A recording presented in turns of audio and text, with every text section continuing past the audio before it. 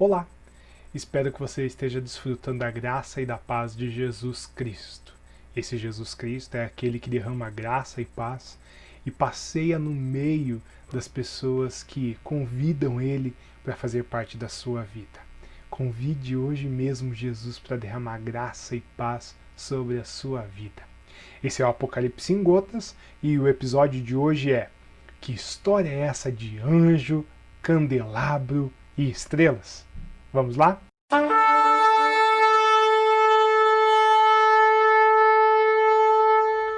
A Bíblia não é um livro todo codificado como alguns pensam. Muito pelo contrário, ela não esconde um segredo que ninguém pode interpretar. A menos que essa pessoa não tenha o Espírito Santo de Deus. O Espírito Santo é aquele que nos revela aquilo que está escrito na Bíblia. Ele nos desvenda as coisas que nós podemos ler. E não existe nada entre as linhas. Ele traz tudo à tona, ele traz tudo na mais perfeita revelação. Olha o que Jesus disse em João capítulo 14, versículos 15 e 17, e depois nós saltamos do 25 ao 26. Diz assim: se vocês me amam, obedecerão aos meus mandamentos, e eu pedirei ao Pai, e ele dará a vocês outro conselheiro para estar com vocês para sempre, o Espírito da verdade. O mundo não pode recebê-lo, porque não vê nem o conhece. Mas vocês o conhecem, pois ele vive com vocês e estará em vocês. Tudo isso tenho dito enquanto ainda estou com vocês. Mas o Conselheiro, o Espírito Santo, que o Pai enviará em meu nome, ensinará a vocês todas as coisas e fará vocês lembrarem tudo o que eu disse. Esse é o Espírito Santo que desvenda, que revela. E Jesus enviou o seu Espírito sobre nós, como nós já vimos as semanas anteriores. Quando Jesus é questionado por que falava em parábolas, ou seja, de forma simbólica, Jesus respondeu: a vocês, Deus mostra os segredos do reino dos céus, mas a elas não. Pois quem tem, receberá mais, para que tenha mais ainda. Mas quem não tem, até o pouco que tem, lhe será tirado. É por isso que eu digo essas parábolas, para falar com essas pessoas. Porque elas olham e não enxergam, escutam e não ouvem, nem entendem. E assim acontece com essas pessoas o que disse o profeta Isaías: vocês ouvirão, mas não entenderão, olharão, mas não enxergarão nada, pois a mente deste povo está fechada. Eles taparam os ouvidos e fecharam os olhos. Se eles não tivessem feito isso, os seus olhos poderiam ver e os seus ouvidos poderiam ouvir. A sua mente poderia entender e eles voltariam para mim e eu os curaria. Mateus capítulo 13, de 11 a 15. É muito triste esse texto que mostra que a humanidade não está nem aí para as coisas de Deus. E porque não está nem aí para as coisas de Deus, obviamente não entende o que Deus quer para a humanidade.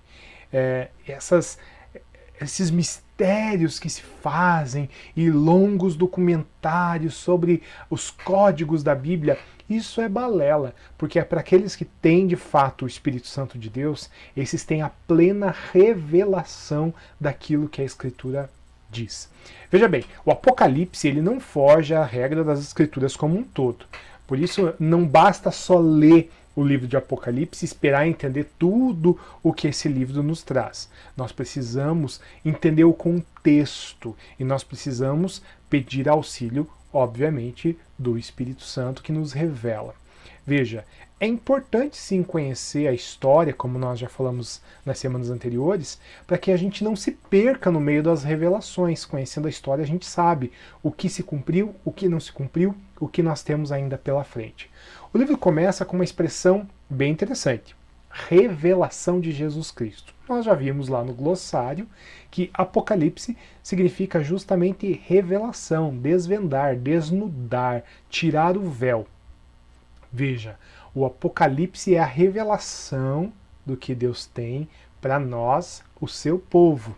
Se você ainda não faz parte desse povo, do povo de Deus, dos santos de Jesus, eu te convido a entregar a sua vida a Ele, porque Ele pode sim transformar a sua vida e colocar você no centro da sua vontade. Mas olha só, não é simples assim, não é só isso. É algo muito maior, é algo extraordinário. Aqueles que fazem parte da vontade de Deus, aqueles que se entregam a Jesus Cristo como seu único e suficiente Senhor e Salvador, esses podem fazer parte dos planos de Deus. E os planos de Deus são para a igreja, os filhos dele.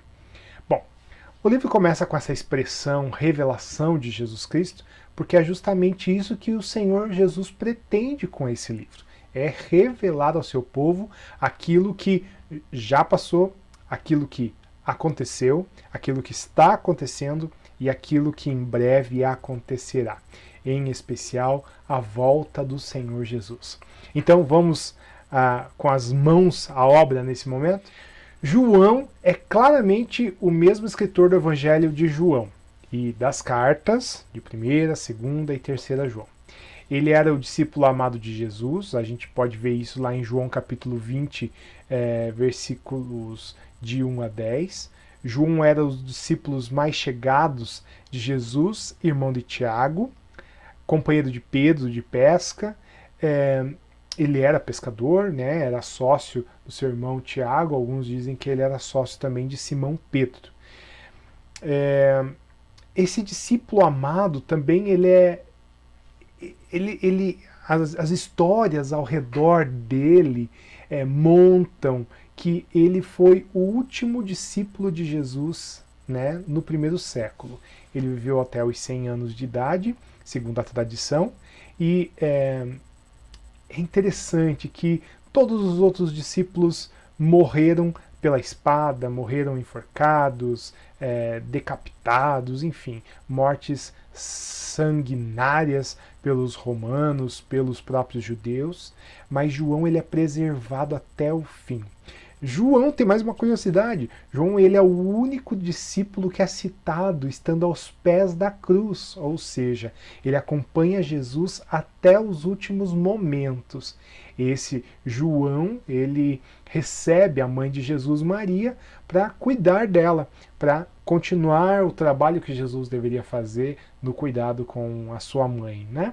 Lá em João capítulo 19, versículo 25, a gente vê isso. No capítulo 1 de Apocalipse, nós vemos João falando que ele recebeu a mensagem de Jesus Cristo por auxílio de um anjo. E aqui, anjo, no grego, é angelos, que quer dizer justamente mensageiro. E nesse contexto, não tem segredo nenhum, é um anjo mesmo, um anjo de verdade, um mensageiro celestial.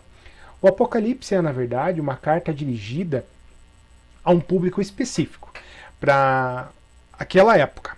Mas é interessante a gente frisar aqui que toda profecia bíblica ela tem pelo menos 3 aplicações. Acompanhe comigo. Revelar a vontade de Deus ao público ao qual essa mensagem foi proclamada naquele tempo.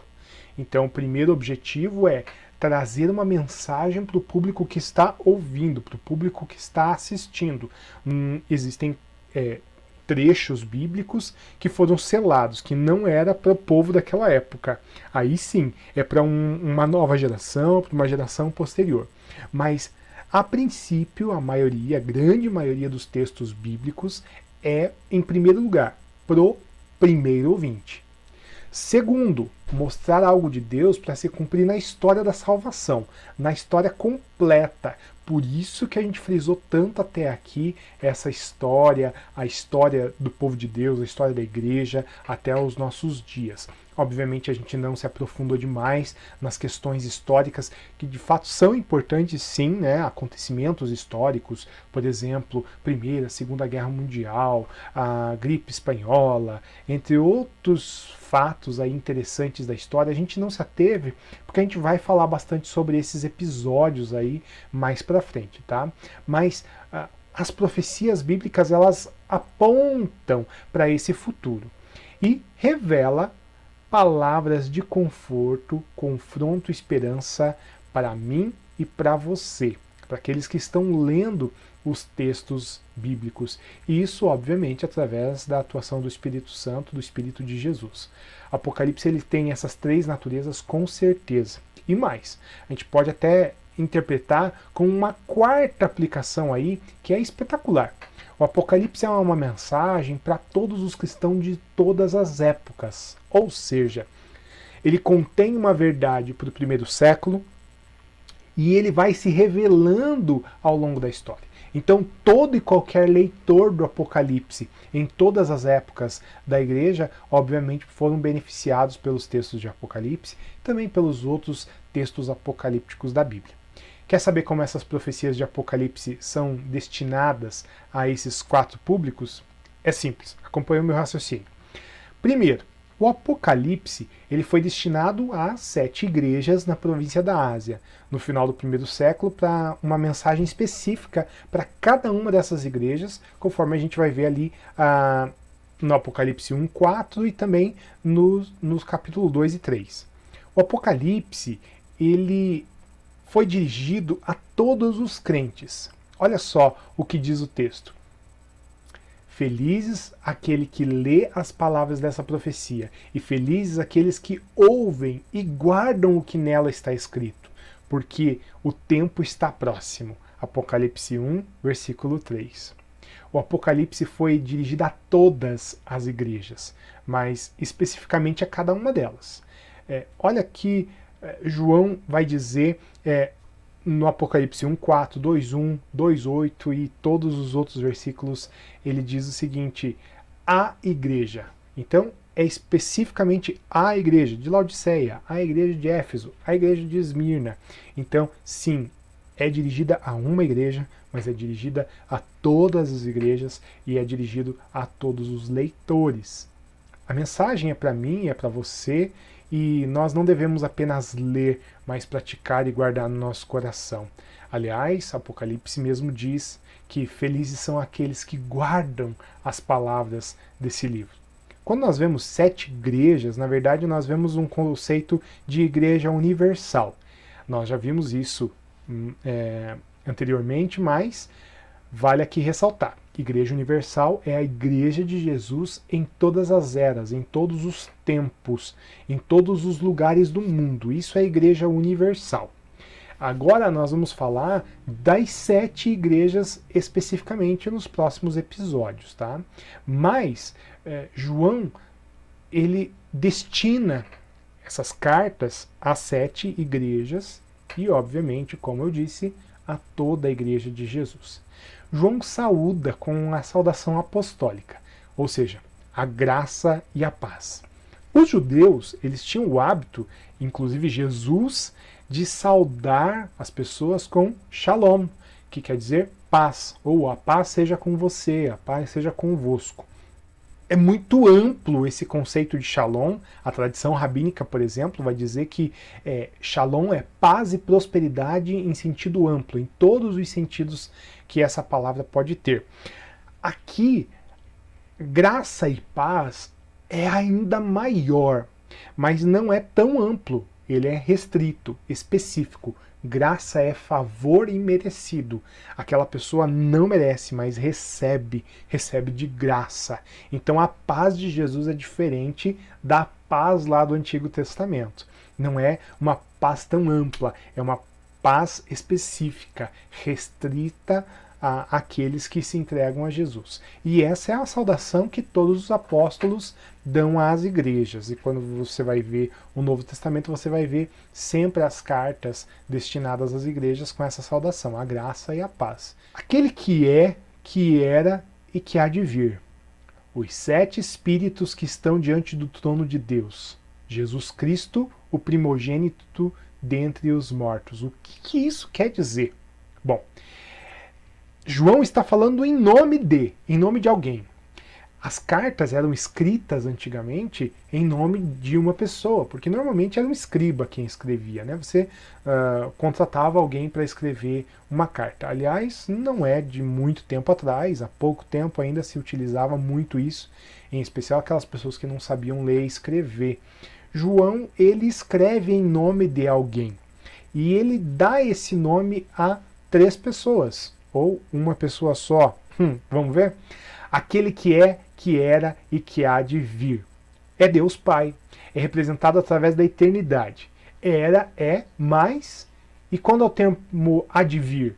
Simples. A conotação é que Deus sempre existiu e um dia ele se revelará aos seres humanos e ele não existia, ele não existirá, ele sempre existiu. O primogênito entre os mortos significa que Jesus foi o primeiro a vencer a morte e por isso sua ressurreição. Todos os filhos de Deus também vencerão.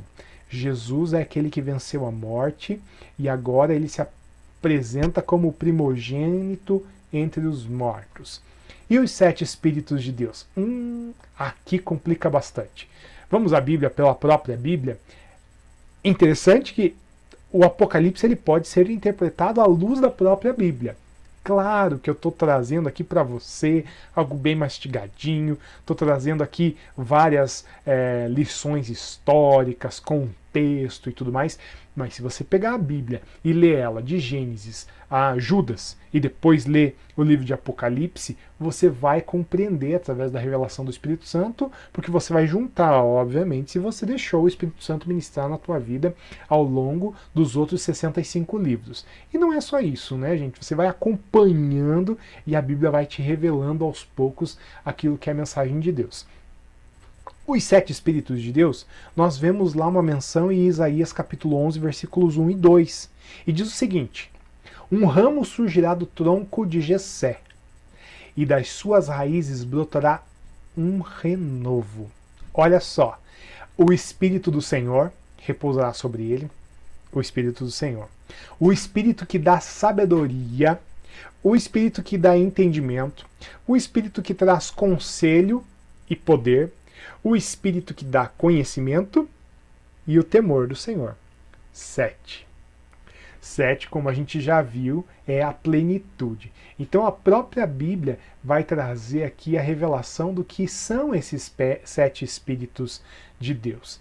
É muito interessante que para o leitor judeu do primeiro século, aliás, o bom leitor judeu, esse termo aqui vai falar sobre a eternidade de Jesus. Então quando a gente vê ali Jesus associado à raiz de Jessé, né, a raiz de Davi, associado a Deus Pai Todo-Poderoso, Eterno, e ao Espírito Santo, ele está sendo associado a uma figura única, ao Messias. O Messias seria o Filho do Homem, o Filho de Deus. E Jesus de fato é o Filho do Homem, o Filho de Deus. 100% homem, 100% Deus. João diz que Jesus vem em breve. E essa expressão eis, quando a gente vê no livro de Apocalipse e em todos os outros livros da Bíblia, quando nós vemos a palavra eis, ele denota algumas coisas interessantes. A primeira coisa é que é palavra normalmente utilizada pelos profetas para chamar a atenção. Eis que digo da parte do Senhor. Então o ouvinte prestava atenção. Segundo, é uma palavra que denota exposição, ou seja, eis aqui, está diante de você. Isso que significa eis. E a terceira conotação representa a iminência de alguma coisa. Eis que te digo, breve vem o Senhor Jesus. Então, é para nos chamar a atenção e frisa, Jesus está voltando. João diz que ele virá novamente e será uma surpresa. No caso, Jesus, ele vem de repente. E até os que feriram ele o verão. Aqui nós temos duas questões. A primeira é os judeus, o povo que não creu em Jesus e o povo que crucificou Jesus. E esses são os que o creram, os que os transpassaram, diz a Bíblia, ali em Apocalipse, né, em algumas versões. Os próprios algozes é a outra interpretação, as pessoas que feriram Jesus mesmo, os soldados romanos que bateram nele, chicotearam ele, as pessoas que cuspiram nele ao longo do caminho, da Via Dolorosa, os soldados, né, as pessoas também verão a Jesus.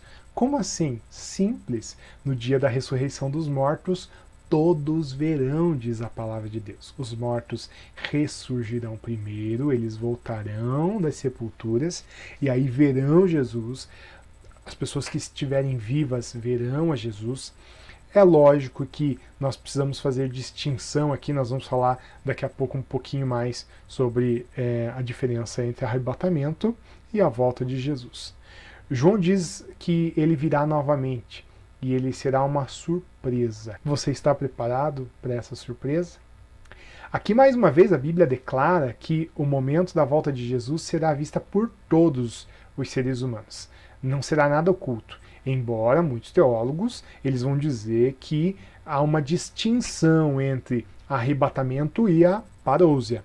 Apocalipse 1, 7, Mateus 24, 30 fala sobre esses momentos aí. O que é arrebatamento, o que é parousia. Mas isso nós vamos deixar para discutir lá na frente, num episódio especial sobre arrebatamento. Não entendeu algum desses termos até aqui? Você precisa urgente voltar lá nos nossos episódios anteriores, em especial o segundo episódio, que nós chamamos carinhosamente de glossário. Lá a gente explica todos esses termos e tudo aquilo que a gente usa de termo diferente na teologia. Voltamos à nossa programação normal agora, né? Jesus ele declara a João que ele é o alfa e o ômega, o princípio e o fim. Nesse contexto, Jesus ele não apenas reforça a sua identidade eterna, porque ele diz que ele era e é que há de vir, mas ele também informa que é o Criador, o consumador da história, confirmando aquilo que nós vemos no Evangelho de João, capítulo 1, versículo 1 e 2, em especial quando ele diz, por meio dele, todas as coisas foram criadas. Jesus, ele é o start da criação, ele é a palavra de Deus, a palavra criadora de Deus. Ele é o próprio Deus. João se identifica no versículo 9 de Apocalipse 1 como um crente em Jesus, que estava preso por causa do Evangelho, ou seja, pela perseguição promovida pelo Império Romano. A gente vê que o Império Romano perseguiu os cristãos no primeiro século, no segundo século, e até o terceiro século ainda havia muita perseguição. No terceiro século, uma perseguição um tanto quanto velada, porque os verdadeiros discípulos de Jesus continuaram sendo perseguidos, embora o império houvesse se convertido, né? João foi o último discípulo de Jesus a morrer e, como eu disse, foi bem diferente dos demais, né? Ele morreu de velhice na ilha de Patmos. A ilha de Patmos, onde o Apocalipse foi redigido pelo apóstolo João, é uma ilha no Mar Egeu. Você vai ver aí no mapinha aí que fica bem próximo à Turquia. Era um território grego, né? Na época do Império Romano, também território romano, porque Roma engoliu a Grécia, né, e todos os seus territórios. Era uma ilha deserta. Hoje é um ponto turístico, né? Já na Idade Média já era um ponto turístico com algumas igrejas lá por conta do Apocalipse, né? Mas no primeiro século presos políticos eram enviados para lá para morrer, lançados à própria sorte. No versículo 10 do primeiro capítulo de Apocalipse, João conta como se deu essa visão que ele teve ali naquela ilha. Ele diz assim: eu fui arrebatado em espírito, algo como fui levado rapidamente a um lugar, e se foi no espírito, pouco importa onde foi. O que você vê, escreva num livro e envie às 7 igrejas da Ásia. Bom, livro bem diferente do que é hoje, como você pode ver aqui atrás de mim, livros, né, encadernadinhos, encapadinhos, com capa bonita e tal. Não era assim naquele tempo. Naquele tempo, os livros eram papiros, algo como um papel, couro, entre outros materiais que podiam ser guardados, arquivados, mas em rolo. Eles eram enrolados, né, como um tecido, e ali eram escritos frente e verso. Bem diferente do que a gente tem hoje, né? As 7 igrejas agora são nominadas uma a uma por João a partir daí, que vai destinar a essas igrejas essas cartas, esses livros, esses rolos. Aí começam as visões que são um pouco sinistras e ao mesmo tempo maravilhosas se você entende aquilo que você lê, né? João vê 7 castiçais e no meio alguém semelhante a um filho do homem, vestido até os pés com um cinto de ouro no peito. Vamos tentar explicar e tirar aqui o véu para você um pouquinho, tá bom? 7 castiçais de ouro representa... Opa, 7. Você já ouviu esse número, né? Você já ouviu várias vezes, você vai ver muitas vezes daqui para frente. Mas 7 a gente já sabe que é o número da plenitude, o número da perfeição. Dos castiçais, ou seja, de fonte de luz.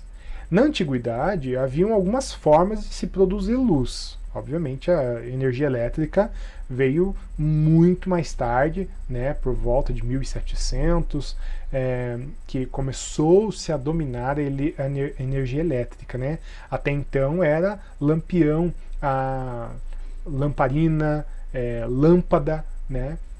Isso para as pessoas que tinham mobilidade, iam levar um pontinho de luz em algum lugar. Mateus capítulo 5, 14 e 15 fala, por exemplo, que os discípulos de Jesus são como luz, luz do mundo. E aí fala que uma luz não pode ser escondida debaixo de um armário, mas tem que ser colocado em cima para que todos consigam ver. Está falando de uma luz pontual, uma luz que pode ser levada de um lugar para o outro. As 10 virgens é outro exemplo disso, lá no capítulo 25 de Mateus, que fala que cada uma tinha uma lamparina, levava ali a lamparina, e uma botija de azeite, que era para recarregar a lamparina. A lamparina era com um pavio e um reservatório de óleo, e ali ficava queimando aquele óleo enquanto tivesse abastecido. Nós vamos ver que o fogo, a luz, representa a clareza, a claridade que o Espírito Santo dá. O óleo é o próprio Espírito Santo, né? Ali nos livros da Bíblia a gente vê que o óleo representa a presença do Espírito Santo.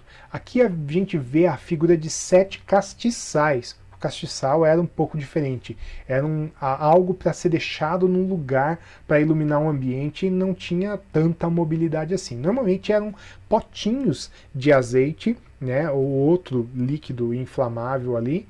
Esse potinho ficava alimentando um pavio ou vários pavios, né? A gente vê, por exemplo, a menorá lá no Antigo Testamento, que era um castiçal de 7 braços, 7 de novo. Nós vemos essa representação lá a partir do livro de Êxodo, e a partir do êxodo de Israel do Egito, a gente vê lá esse símbolo, que é o castiçal, que representa o próprio povo de Israel. Nós vemos ele lá no tabernáculo e depois lá no templo de Salomão, esse mesmo menorá, que ele ficava no lugar especial, no lugar santo, dentro do templo e também dentro do tabernáculo. Bom, eu não vou falar de novo que nos próximos 5 minutos, tá?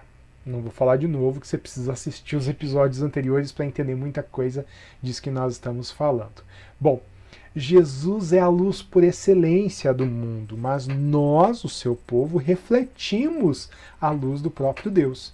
Então nós vemos aqui que o castiçal ele representa essa luz, né?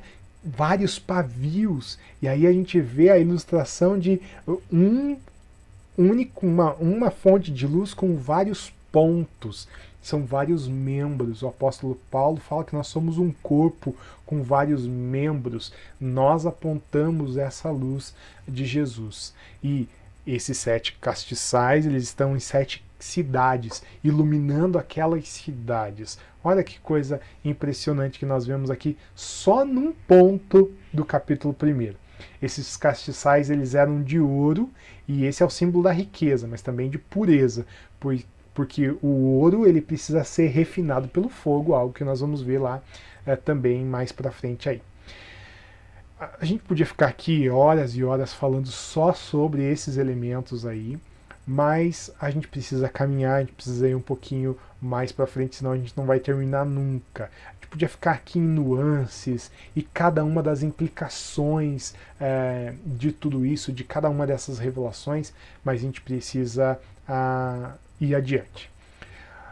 O Jesus que João vê, ele já foi visto também pelos profetas lá do Antigo Testamento. Quer ver? Isaías capítulo 52, versículo 7, Ezequiel capítulo 1, versículo 27, Daniel capítulo 10, versículo 6. Esse é só 3 exemplos, tem infinitos no Antigo Testamento. Tá? Nós vemos, por exemplo, Abraão tendo encontro com esse Jesus. Nós vemos Jacó tendo uma luta com Jesus pré-encarnado. Então nós vemos ali Jesus ele se manifestando, um quarto integrante ali entre os leões, na fornalha de fogo, né? A fornalha lá ardendo, e tinha 3 amigos de Daniel, de repente aparece um quarto. Quem é esse quarto? Que é mais o próprio Daniel, ele teve acompanhado do anjo do Senhor para os leões não atacarem ele. Então a gente chama isso de pré-encarnação de Jesus. Jesus ele aparece sendo revelado no Antigo Testamento. Sempre quando a gente vai ver isso, a gente vai ver essa expressão, o Filho do Homem. E o Filho do Homem, ou como vemos em algumas versões, um filho de homem é alguém como um filho de homem. É um ser humano. É isso que quer dizer. Os profetas disseram que o Messias ele deveria ser conhecido como Filho do Homem, porque isso denota a humanidade de Jesus. Ele era mortal, ele morreu, ele passou pela morte. Então, como nós, seres humanos, ele é 100% ser humano. A expressão hebraica aqui para Filho do Homem é muito interessante, que é Ben Adam, que quer dizer justamente filho de Adão, que por sua vez significa homem, humanidade. Ou indo um pouco mais a fundo lá nessa expressão, significa vindo da terra, fruto da terra. Então, Adão foi feito de terra. Olha que interessante, a mesma palavra serve para várias interpretações, e aqui a gente podia também passar muito tempo falando, mas o que nós precisamos aqui sintetizar é que Jesus é o Filho do Homem, é um ser humano. João ele vê esse ser humano. Olha que interessante o que o apóstolo Paulo fala em 1 Coríntios capítulo 15, versículo 45. Isso aqui é muito importante para nós. O primeiro homem, Adão, tornou-se um ser vivente. O último Adão, espírito vivificante. Jesus, ele nos traz vida. Adão, ele introduziu a morte para os seres humanos. Embora que Adão foi o propulsor da vida, a vida que nós temos hoje, obviamente, de pai para filho, geração após geração, Adão e Eva, eles deram origem a todos os seres humanos. Mas agora, espiritualmente, Jesus, ele restaura essa vida que Adão jogou fora. E nós, de certa forma, também jogamos fora, aderindo ao pecado. Jesus esse é o Espírito vivificante, é o segundo Adão, é o último Adão, é o outro representante da humanidade. Romanos 5,15 também vai falar sobre isso. Aliás, os escritos de Paulo falam bastante sobre esse tema. Outro elemento que nós vemos ali no capítulo 1 é que Jesus, ou esse Filho do Homem, estava vestido até os pés, com um cinto de ouro na cintura. Vestes compridas normalmente se referiam a pessoas de classe real ou sacerdotes. Êxodo capítulo 28, 31 a 43, por exemplo, vai falar que as roupas dos sacerdotes precisavam ir até os pés. A roupa na antiguidade representava um status que a pessoa ela tinha. É muito mais do que hoje. Hoje a gente identifica a marca da roupa das pessoas, né? Embora que a gente consiga ver ali as pessoas que se vestem bem, com pompa, elegância, você já começa a ver, opa, essa pessoa tem dinheiro, essa pessoa é importante, essa pessoa ela não faz parte da ralé. Naquela época era assim também, existiam várias formas de se vestir, e as vestes longas, em especial túnicas e togas, elas eram utilizadas por juízes, magistrados, mestres da lei, como nós vemos lá no Novo Testamento. Jesus, ele, enquanto estava no seu ministério, né, ele era mestre e ele usava uma túnica de mestre. Então existia como se fosse um fardamento, né? Existia uma roupa que denotava, olhava-se para a pessoa e via que ela era da classe real, ela era da classe sacerdotal, ela era profeta, ela era mestre. Então nós vemos isso ao longo da história. Agora, a gente vai ver aqui em Apocalipse que a túnica dele era ora de sacerdote, ora de rei. Nós vamos ver isso ao longo do livro de Apocalipse, mostrando essas duas facetas de Jesus. Ele é rei dos reis e senhor dos senhores, mas ele também é o sacerdote, aquele que faz a ligação do ser humano a Deus. O cinto em volta da cintura dele, ou em volta do peito, como diz algumas traduções, justamente servia para segurar a roupa, tá? Para deixar a roupa colada. Existiam inúmeros cintos naquela época e também queria dizer muito com status. Agora pensa um cinto de ouro. Um cinto de ouro coloca esse ser humano numa altíssima posição. E ele de fato está acima de tudo e acima de todos. João representa muito bem Jesus agora coroado rei. Mais sobre Jesus aí no capítulo 1. Ele tinha cabelos brancos. Cabelo branco, ele é símbolo de honra. A gente vê isso também pela própria palavra de Deus. Provérbios 16:31 diz que é honra ter o cabelo branco. Daniel capítulo 7, 9 vai falar que ele viu um ancião de dias. Alguns interpretam justamente isso aqui como a figura do ancião de dias, ou alguém que sempre existiu, alguém que é eterno. Essa é outra interpretação. Mas também tem a interpretação de que se trata de pureza. Quando a gente vê lã e neve nas escrituras, normalmente estão vinculados a esse sentido de pureza, santidade, assim como a gente vê lá em Isaías capítulo 1, versículo 18. Jesus ele tem os olhos brilhantes como fogo, e a gente não vai ver apenas aí no capítulo 1, a gente vai ver o tempo todo essa figura no livro de Apocalipse. Hebreus capítulo 4, versículo 13, diz que os olhos do Senhor estão em toda parte. Já em Hebreus 12, 29, diz que Deus é fogo consumidor. Agora junte essas duas visões. Os olhos do Senhor em toda parte que consome. Consome o quê? Consome o pecado, consome o estilo de vida depravado, consome tudo aquilo que não é santo. Porque aquilo que é santo, aquilo que é ouro, passa pelo fogo. Agora, aquilo que é palha é queimado. Então as coisas dessa vida, elas ficam para trás. A gente pode ver também aqui que olhos de fogo normalmente é sentença. Então ele está sentenciando através do seu olhar, que fulmina, que fumega, que põe tudo para baixo ou tudo para cima, depende da ótica, né? Os pés brilhavam como bronze refinado na fornalha e depois de polido. Eu estou trazendo aqui algumas versões da Bíblia, nesses termos que eu estou utilizando aqui. Eu estou usando a Nova Tradução da Linguagem de Hoje e a NVI, intercalando entre elas, tá? Podia usar um monte de outras versões. Eu estou trazendo aqui uma linguagem um pouco mais popular. Essas duas versões é que eu gosto de trabalhar quando eu estou estudando e trazendo estudo, tá bom? Os pés brilhavam como bronze refinado na fornalha e depois de polido. Os pés eles são associados à pregação do Evangelho, à pregação da palavra. Isaías capítulo 52, 7, nós vemos isso. Agora, quanto ao fogo, a gente já viu que trata de purificação. Bronze, normalmente, é símbolo de força e segurança na Bíblia, como nós vemos lá em Juízes capítulo 16, 21.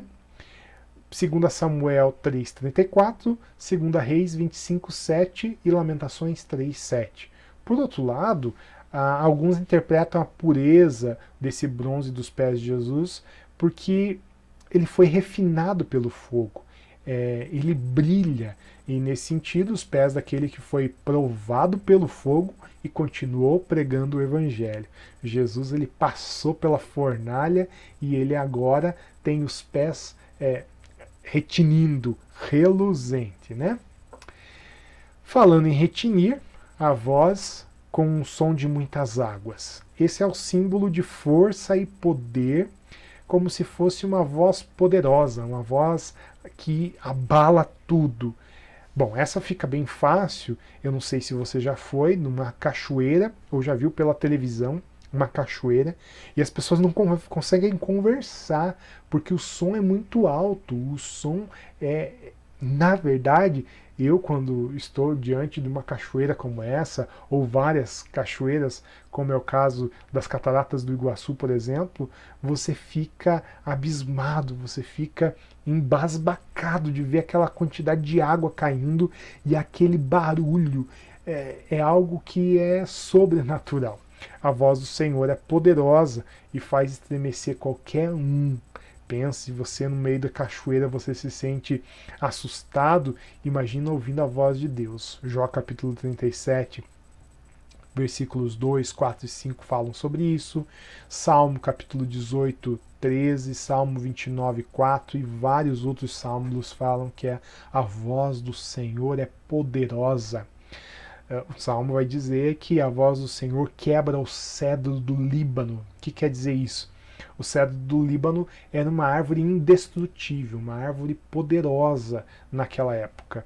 E a voz do Senhor destroça, despedaça os cedros do Líbano.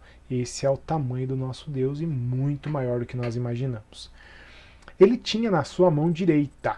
O que ele tinha na sua mão direita? Já vamos ver, mas antes a gente precisa entender o que significa essa mão direita, porque tem também uma importância aqui.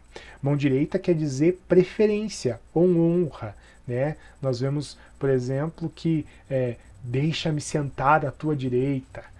Salmo capítulo 110, 1 diz que Jesus ele foi colocado à direita. E Jesus mesmo toma posse desse texto de Davi, dizendo que o Senhor senta à direita, chama o Senhor para sentar à sua direita.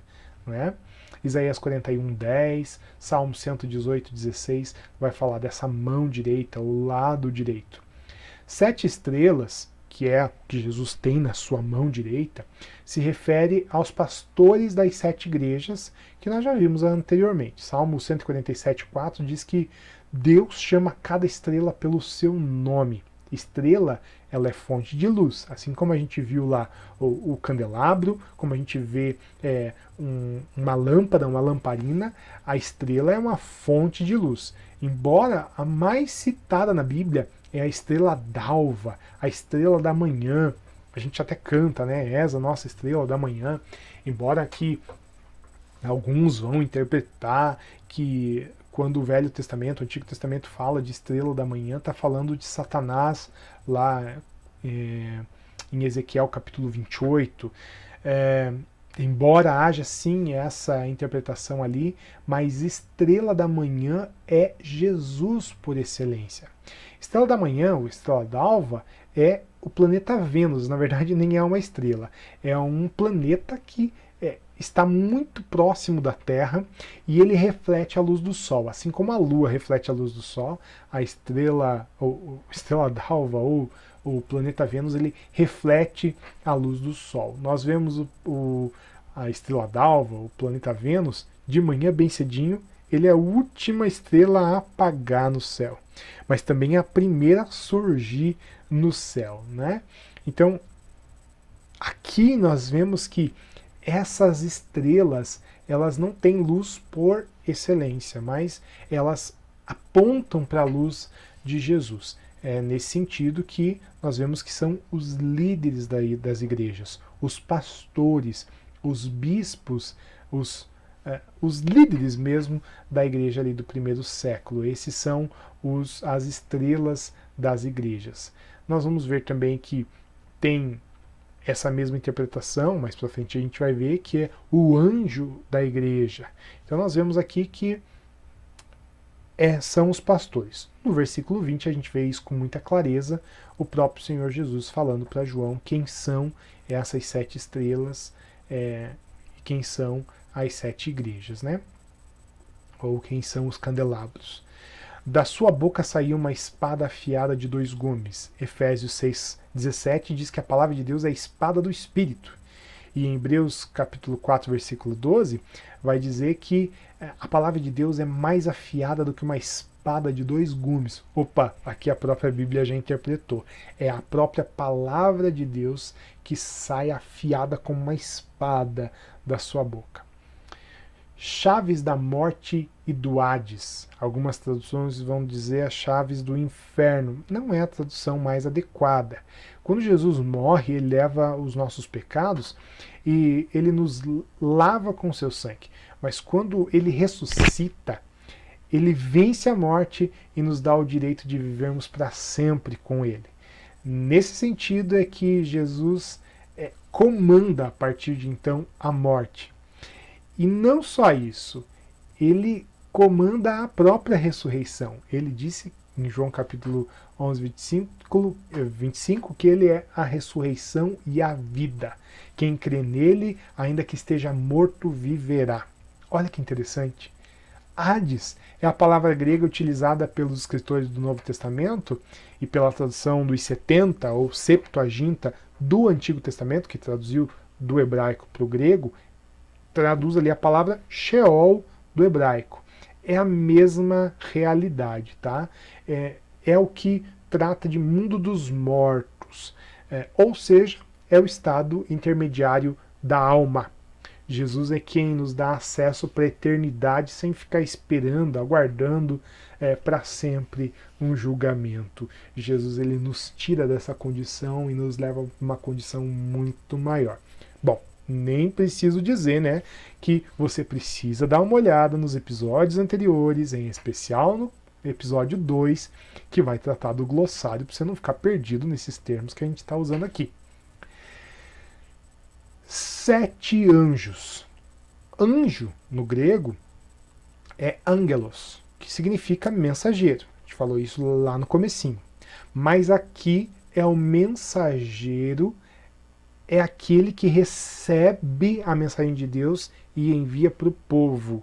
Não está mais falando de o anjo celestial lá, agora está falando também dos pastores e dos líderes da igreja. No versículo 20 a gente vai ver isso. Então, ali é o mensageiro da igreja. Os 7 anjos, as 7 estrelas. E aí, esses anjos recebem a mensagem e propagam a mensagem para as 7 igrejas. Interpretam a mensagem de Deus para as igrejas. Ufa, a gente chegou ao fim do primeiro capítulo de Apocalipse. A gente tem muita coisa pela frente, mas foi importante aqui a gente trazer o que significa cada símbolo, porque vai facilitar muito a nossa vida daqui para frente e a gente vai entender muita coisa aí quando a gente estiver falando nos próximos episódios, em especial agora, quando a gente vai falar das 7 igrejas. Quem são essas 7 igrejas, ou quem eram as 7 igrejas, a gente vai falar semana que vem. A gente vai falar semana que vem também dessa mensagem para as 7 igrejas. O que significa? O que Jesus queria dizer com essas mensagens? Fique atento, nos acompanhe e venha conosco nessa jornada. Eu te aguardo a semana que vem e o episódio vai ser Entre os Candelabros. Vai ser muito legal, te espero lá.